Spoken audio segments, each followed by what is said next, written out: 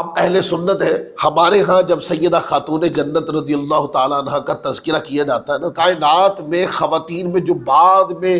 ولایت بٹی ہے نا، وہ ساری اسی نالین کے صدقے ہیں۔ خواتین نے اگر کردار سنبھالا ہے نا، تو ان کے لیے جو مصدر تھا نا، خواتین اپنے کردار کو کس طرح مینیج کریں، اپنے کردار کو کس طرح ایک معیاری کردار بنائے، تو ان کے سامنے جو تصویر ہے نا، وہ حضرت خدیجہ الکبریٰ سے شروع ہو کر سیدہ خاتون جنت پہ ختم ہوتی ہے کہ ازواج مطہرات، اور خاص کر سیدہ فاطمہ الزہرا سلام اللہ علیہا و رضی اللہ تعالی عنہا کی رات کو اتنا لمبا سجدہ کرے اور رات ہی ختم ہو جائے، یاد الہی میں اس طرح انہماک کہ یہ پتہ ہی نہیں چلا کہ رات گزر گئی ہے۔ راتوں کی عبادات اور دن کے کام کی مشقتیں اور طبیعت میں کبھی گلا نہیں، تنگی ہے، نعمتیں جس طرح دنیا داروں کو ملتی ہے، یہ نبی پاک صلی اللہ علیہ وسلم کا گھرانہ ہے، ان کے اوپر آزمائشیں زیادہ ہیں، لوگوں کو نعمتیں مل ان کی وجہ سے رہی ہیں، پر ان کو دنیا کی نعمتوں کی حرص نہیں۔ یہ ایک ٹائم کھانا کھا لیا تو دوسرے ٹائم کی حرص نہیں کرتے، ایک ٹائم اللہ تعالیٰ نے کھلایا ہے تو دوسرے ٹائم بھی رب کھلائے گا،